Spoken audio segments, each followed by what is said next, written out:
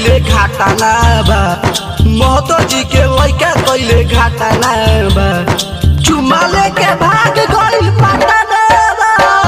चुमा लेके भाग गइल पटना बा महतो जी के लइका कइले घाटाना बा महतो जी के लइका कइले घाटाना बा चुमा लेके भाग गइल पटना बा चुमा लेके भाग गइल पटना बा अरे माई रे चुमा लेके भाग गइल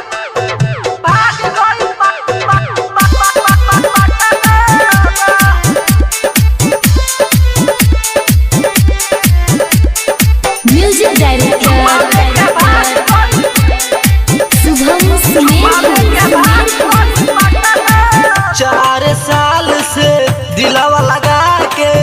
हमारा के फुसलैला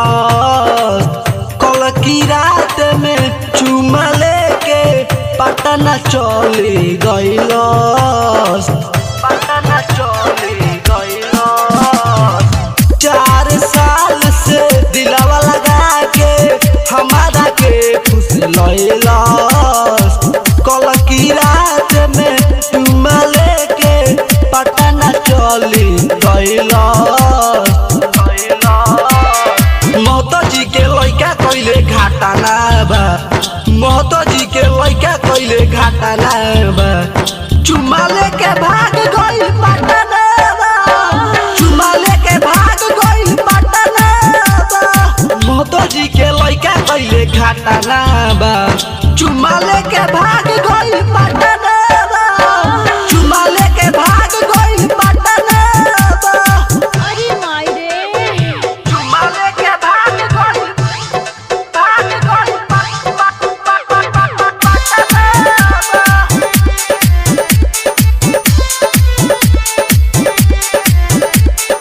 म्यूजिक डायरेक्टर शुभम सुमेर गुड्डू वाला बेला कइले बा खेला पंकज हुन माने जितेंद्र हो कमर में दर्द उठत पोरे पोरे उठत पोरे पोरे गुड्डू वाला बेला कइले बा खेला पंकज हुन माने जितेंद्र हो कमर में दर्द उठता पोरे पोरे महतो जी के लइका कइले घाटाना बा महतो जी के लइका कइले घाटाना बा चुमा लेके भाग गइल पटना बा चुमा लेके भाग गइल पटना बा महतो जी के लइका कइले घाटाना बा चुमा लेके भाग गइल पटना बा